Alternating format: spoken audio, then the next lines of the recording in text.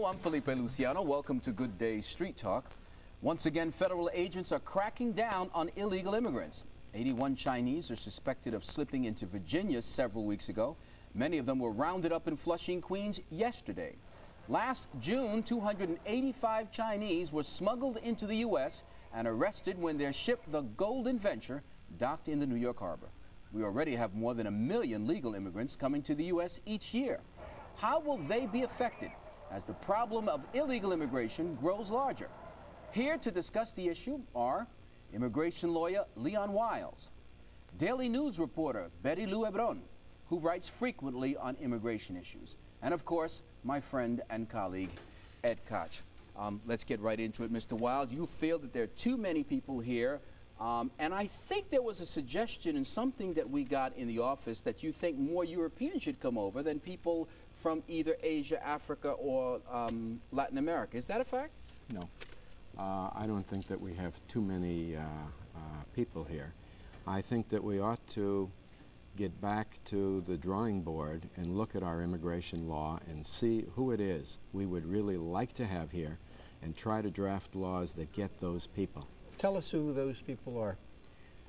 First of all, people who are close relatives to American citizens and residents who are here, because one of the principles of the immigration law is to reunite families.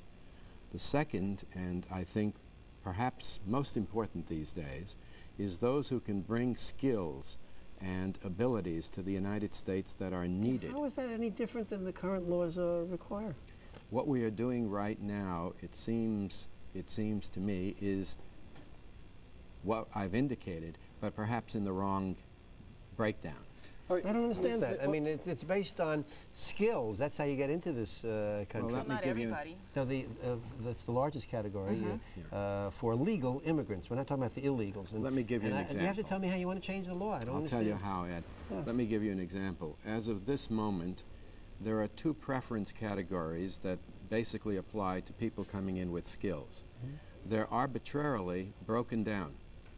Those in a higher preference category that can come in within a 2-year period, which is normal in immigration, are those who are coming in to do jobs which require at least 2 years of experience or training to do. Those in the lower category who can wait 10, 15, 20 years, we have no idea, are those who are doing jobs that require less than 2 years. So like nannies. Like nannies. And you don't want more nannies? Well, no, I think I'd like to have more nannies because I think Americans need more nannies. Well, that's what the Salvadorians, that's what the Bolivians, that's what the Dominicans, that's what loads of Caribbean people, we see them right here on 67th Street, Jamaican, Trinidadian, Antiguans are doing. That's what all those Clinton White House people found out. That's right, that's what they find out. Not to mention Haitians who wanted to come in and were turned back because of a policy that said if you don't have a relative here, you can't come in. I think we're confusing legals and illegals.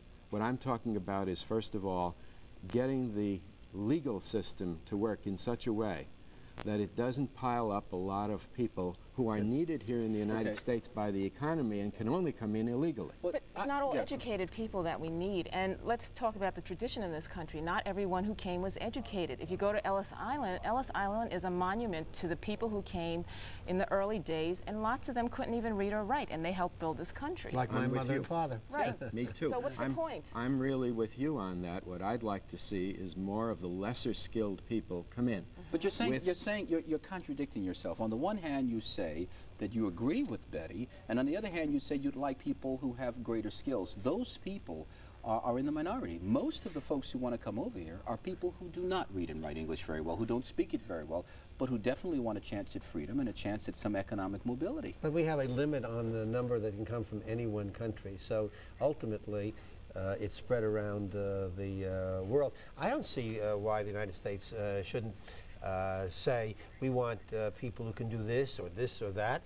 We have 1 million people coming in. Yes. We have about 250,000 who come in who over and above the permanent immigration quotas who come in as refugees. Yes. And I want to tell you who the culprit is. It's